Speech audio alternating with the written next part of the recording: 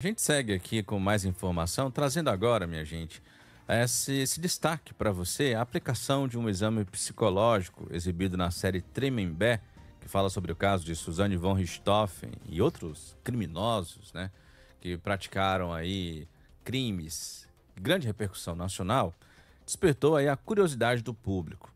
Conhecido como teste do borrão, o teste de Rorschach é comum em perícias judiciais e também em processos criminais. E a gente vai entender melhor agora, conversando ao vivo com o psicólogo Vicente Melo. Vicente, bom dia para você.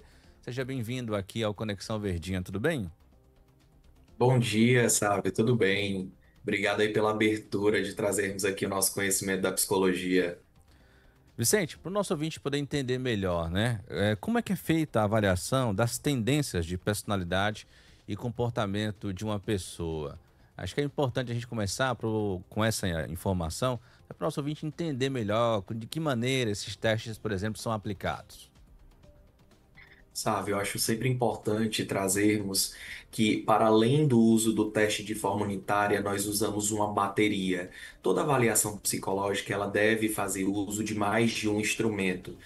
Seja a aplicação de entrevistas, de testes, de questionários. Então, o ideal, de fato, é que possamos usar mais de um instrumento. E o teste de Rorschach é um deles que foi colocado ali na série que está repercutindo bastante. A série mostra, né, Vicente, justamente esse teste do borrão. De que maneira ele é aplicado? Na série ela é utilizado, né? Mostra ali a Suzanne von Richthofen diante dele, mas como é que ele é utilizado? Em que circunstâncias ele é aplicado para justamente tentar entender aí essas tendências, né, de personalidade e comportamento? O teste de Rorschach, ele é um teste projetivo. O que é projetivo? Sabe aquilo que a gente vai colocando para outra pessoa, características nossas que nós vamos projetando nas outras pessoas? É a mesma coisa, só que feito através do teste. O teste ele tem 10 placas, a gente chama ali de 10 lâminas, dez manchas, e essas placas elas são apresentadas para essa pessoa que está no processo de avaliação, e através das falas que ela for trazendo, a gente vai conseguindo perceber características que não estão conscientes, e é um teste, inclusive, muito difícil de se burlar, porque a gente já percebe algumas outras questões, características físicas, na fala, no contexto. É um teste muito completo e complexo, né? Parece simples apresentar 10 manchas e perguntar sobre essas características, mas quando eu paro para olhar o manual, é gigantesco. Existem 5.000 possibilidades em cada uma das manchas. E dependendo ali da área da mancha que for sinalizada, ainda tem outras características. Ele é um teste muito usado na área forense, claro, como foi trazido aí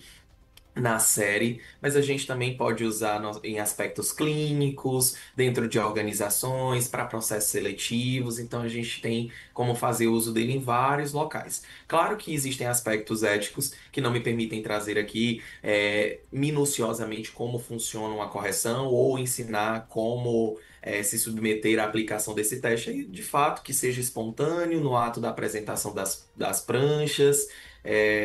A gente até vê algumas pranchas ali, partes da prancha na série, e essas partes, elas, claro, têm os direitos autorais, eles modificaram, não é fidedigno do que é de fato o teste das manchas de Rorschach. A construção do teste também é muito curiosa, como o Rorschach foi construindo essa nova possibilidade. Chegou aqui no Brasil em 1930, então a gente já tem um bom tempo, quase 100 anos, conhecendo esse instrumento de avaliação, entendendo que existem críticas, mas entendendo também que existe uma robustez científica por trás disso, né? Não é de qualquer forma que é feito.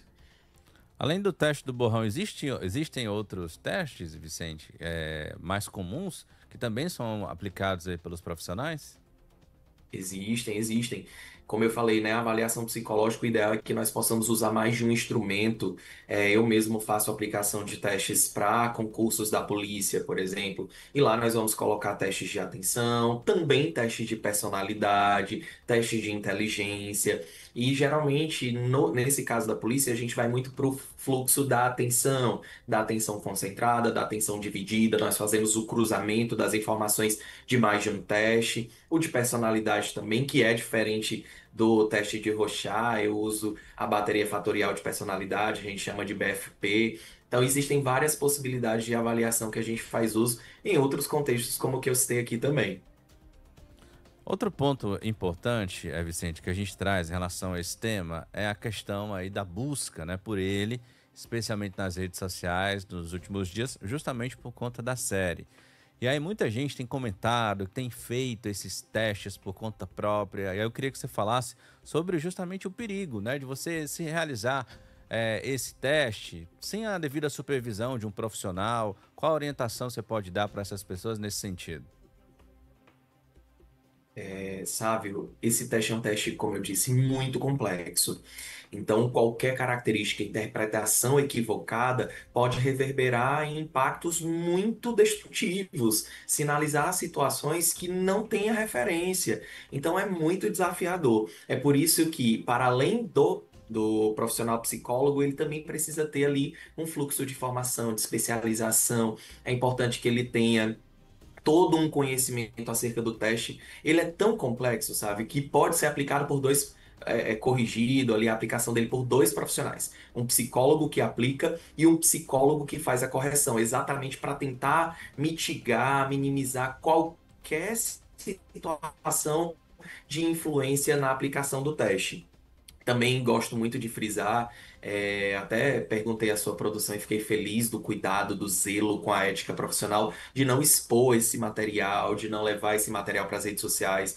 É um teste que é sigiloso, a gente faz uso dele com muita ética, com muito compromisso, porque o vazamento de um teste ele pode significar na não mais utilização, ele não fica mais utilizável, ele deixa de ser um instrumento fidedigno porque ele foi lá para a rede social e as pessoas acreditam que podem burlar. No teste de Rorschach é muito mais desafiador, por não ter uma resposta certa. Ele não é um teste que vai ter a resposta certa, a resposta errada. Então, qualquer fala que venha a ser trazida pela pessoa que está sendo avaliada vai ser levada em consideração pelo profissional psicólogo. E não só a fala, mas semblante, características do físico. A gente vai analisando todos esses aspectos. Mas penso que a gente precisa ter muito cuidado de não simplesmente buscar esse teste como algo sinalizando de, eu quero brincar, quero conhecer aqui minhas características de personalidade. É algo que é sério, fala de saúde mental, fala de cuidado, fala de algo que é tão decisório na vida de uma pessoa, né? Como na série está sendo colocada, que o teste ele valida ou não a saída da Suzane ali do, do- da prisão, né? Do lugar que ela tá ali cumprindo a pena. Então a gente precisa ter o zelo e o cuidado com o vazamento dessas informações e o uso discriminado de testes psicológicos, que são práticas exclusivas do profissional psicólogo. E aí vale aquela orientação, né, Vicente? Se você está interessado em se autoconhecer, procure um profissional, procure um psicólogo, né? Procure ali um atendimento profissional acima de tudo. E se for do entendimento do profissional, você vai ser submetido não só a esse teste, mas como o Vicente mesmo explicou, a outros métodos de avaliação que podem, né, te ajudar aí a superar algum problema, a se entender melhor, a se autoconhecer, não é, Vicente? Exatamente. Sempre eu sou muito de falar, por favor, procurem cuidado com a pessoa específica, o profissional específico, seja o psicólogo, seja o psiquiatra. Você está dentro de uma situação desafiadora, nos procure. Facilita, inclusive, o nosso trabalho quando a gente já encontra aquela pessoa disponível, aberta a estar num processo terapêutico. E aí, claro, se necessário for, nós vamos também incitar para um processo de avaliação psicológica. E como você muito bem disse, nessa avaliação psicológica eu posso usar de vários instrumentos de acordo com aquilo que eu estou precisando saber, seja o nível de inteligência de atenção, de personalidade, como o caso de Rorschach. Então a gente vai fazendo essas conduções da melhor forma possível e de forma muito responsável, porque muitas das vezes, sabe, a gente também encontra pessoas que buscam a avaliação psicológica como algo que te fecha, como algo que é porque a minha característica é essa. Então eu vou morrer assim, eu sou assim, você sempre é assim. E não, todo mundo muda, nós nos alteramos, né? Por isso que o teste de Rorschach, ele é feito ali a cada X período de tempo, geralmente 2 anos, para entender como é que está o recorte daquele dado momento, daquele sujeito que está sendo submetido à avaliação. Então tá aí, minha gente, orientações importantes a gente trouxe aqui para você. Agradeço a participação do psicólogo Vicente Mello, conversou conosco. Vicente, muito obrigado pela participação. Até uma próxima oportunidade. Bom dia para você. Bom dia, eu que